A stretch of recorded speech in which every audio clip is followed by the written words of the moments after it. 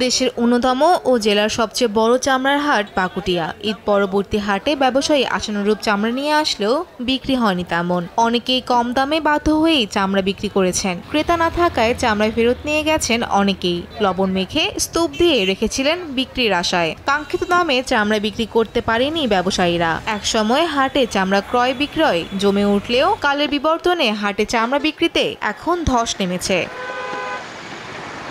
চামড়া ব্যবসায়ীরা বলেন, প্রতিটি চামড়া কেনা, লবণ দেওয়া, পরিবহন, শ্রমিক খরচ দিয়ে গড়ে খরচ হয়েছে 800 থেকে 1000 টাকার মতো। কিন্তু বাজারের যে দর, তাতে চামড়া বিক্রি করে লাভ হচ্ছে না। লোকসান দিয়ে আমরা চামড়া বিক্রি করছি।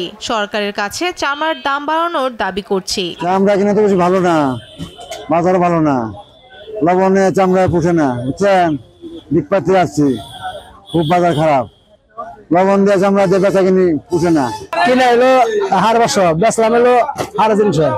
1000 টাকা কিনছি, 1000 বেশি কিনলে আবার একটু কমও কিনছি। যে দাম করতেছে বাজারে, এই দামে তো আমরা চালানো হয় না। 100 পিস মাল নিয়েছি, 500 টাকা বিক্রি করছি। আরো কিছু মাল আছে, পার্টি হাইটি বেড়া নেয় না। মহাজনরা যেভাবে দাম দেয় তাতে আমার 150 লোক চালিতেছে।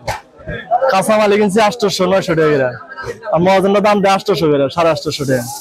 আমরা যেইভাবে চামড়া কিনছি বড় পর্দায় করে আমার শুনে যে বিক্রিটা হচ্ছে 950 টাকা বাজার আছে, আমাদের পর্দায় পড়ে গেছে 1000 উপরে আর কি প্লাস। 100 করে কিনছি, দাম করে 900, 950। লবণ খরচ 200, দাম করে কম।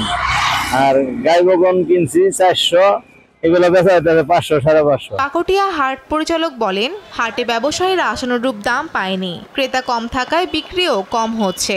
দূর দূরান্ত থেকে আসা ব্যবসায়ীদের পর্যাপ্ত নিরাপত্তা ব্যবস্থা দেওয়া হয়। জমজমাট থাকা অবস্থায় এই হাটে প্রায় 300 শ্রমিক আয় করে সংসারের যাবতীয় খরচ বহন করত। এই শিল্পটি ধসের দ্বার প্রাপ্তির কারণে চামড়া আমদানি কম হচ্ছে। এই চামড়া হাট 1978 সালে তথা আজ থেকে 46 বছর আগে প্রতিষ্ঠিত হয়েছে। অতীতে এই চামড়ার হাট সপ্তাহে 2 হাট হতো।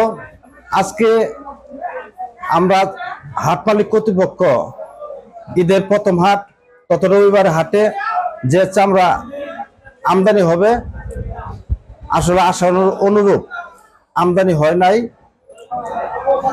দূর দূরান্ত থেকে যে সমস্ত ক্রেতা ঢাকা থেকে বিভিন্ন ট্যানারি মালিক পক্ষ বা তাদের পক্ষ থেকে যারা মাল ক্রয় করার জন্য আমাদের হাটে আসেন, এই পাকুটিয়া হাটে তাদেরকে 100% নিরাপত্তা দেওয়া হয়ে থাকে।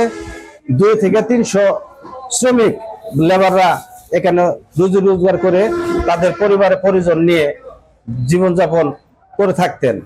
অত্যন্ত দুঃখের সহিত বলতে হচ্ছে, এই শিল্পটা ধীরে ধীরে ধ্বংসের দ্বার প্রান্তে। 1978 সালে পাকুটিয়া হাট প্রতিষ্ঠিত হয়। পুরনো এই চামড়ার হাটকে আগের মতো জমজমাটের প্রয়োজনীয় ব্যবস্থা নেওয়ার দাবি জানিয়েছেন সংশ্লিষ্টরা। ফৌজিয়া ফারিহা, দেশ টিভি, ঢাকা।